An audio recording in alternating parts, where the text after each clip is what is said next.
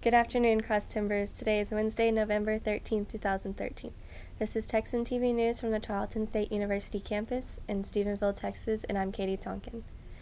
In today's headlines, Texan News was at D for Dudes. Tarleton State University Wind Ensemble will hold its annual multimedia concert. Erath County Commissioners announce Code Red Rule mass notification system. Dallas area man faces possible death sentence after being convicted of killing his children's babysitter.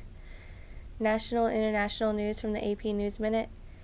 Alec Baldwin has denied any sort of relationship with him and his stalker.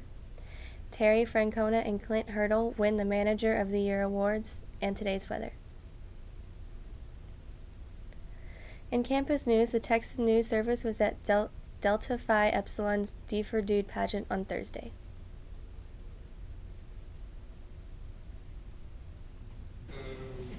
Having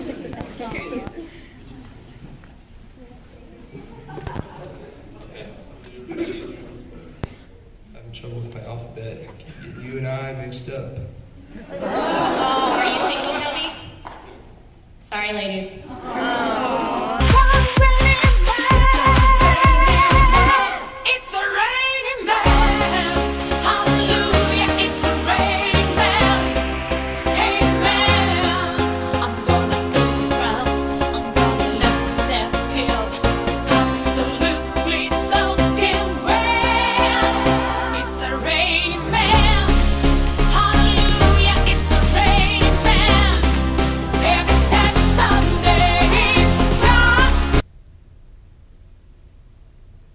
The title of D for Dude was awarded to Aaron Casey of Farmhouse Fraternity.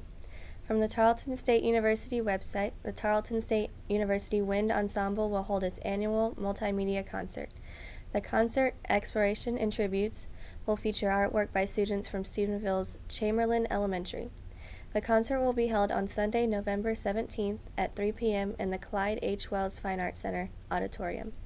The tickets are $5 or free with a valid Tarleton ID. During the second half of the concert, the Wind Ensemble will continue the multimedia concert with a tribute to John F. Kennedy on the 50th anniversary of his death. In local news from the Stephenville Empire Tribune, the Erath County Commissioners announced yesterday they were opening the Code Red Rule mass notification system. Code Red is a rural notification system that sends messages to residents who are signed up with the program via landline, cell phone call, text message, email, Facebook, and Twitter. Officials said several other counties use the service, including Comanche, Brown, Hamilton, Hood, and Somerville counties. County Judge Tab Thompson said it's currently being used by several counties in the area, and I believe it can be utilized here with success as well. Thompson said the system will allow the county to share emergencies that could affect the life and safety of residents, as well as alerts if a child or senior citizen is missing. Commissioners were reminded that the system is area-specific. For example, if there is a fire or tornado that only affects part of the county, the notice will only be sent to residents in that area. Residents who live outside the city limits and have a landline will be automatically registered. However, those without a landline will have to sign up to receive notifications. Now for state, national, international, entertainment, and sports news from the Associated Press. In state news, a Dallas area man is now facing a possible death sentence after being convicted yesterday of killing his children's babysitter to silence her from testifying that he raped her. Franklin Davis admitted in court to killing 16-year-old Shania Gray, describing how he lured her into his car outside her school, shot her, and dumped her body in a river. The jurors who found Davis guilty of capital murder will now decide whether to sentence him to death or life imprisonment without parole eligibility. Testimony in the penalty phase of the trial is scheduled to continue today. Gray's mother told police in the Dallas suburb of Mesquite that Davis sexually assaulted Gray while she was babysitting his children. Davis exposed himself and had sex with the girl 4 separate times in 2011, according to a police sworn statement. Davis continued to deny the allegations at his murder trial. She lied, Davis said on the stand. According to Dallas television station KTVT, "She ruined my life. She took everything from me. Everything I worked so hard to get. She took it," Davis said. In the days before he killed Gray, Davis called and sent her text messages pretending to be a boy and asking her questions about the sexual assault case. The day of the killing, Gray got a text message saying her new friend was outside her school to surprise her. Now for national and international news from the AP News Minute. This is AP News Minute. The number of dead in the Philippines is now over 2,000, less than a week after Typhoon Haiyan. 80 are listed as missing. Officials say only minimal food and water are reaching people in the devastated city of Tacloban. Hawaii's governor is set to sign same-sex marriage into law on Wednesday. The Hawaii State Senate passed it on Tuesday. A court order lifted a 3-month-old state of emergency in Egypt, but military and security officials are holding off on implementing it amid worries of new violence. And the Smithsonian in 3D becomes widely available on computers on Wednesday. The initiative aims to make the Smithsonian's 137 million items more accessible to the public.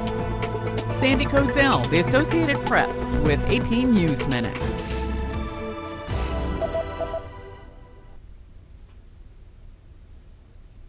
In entertainment news, according to the Associated Press, Alec Baldwin has denied any sort of relationship with him and his stalker.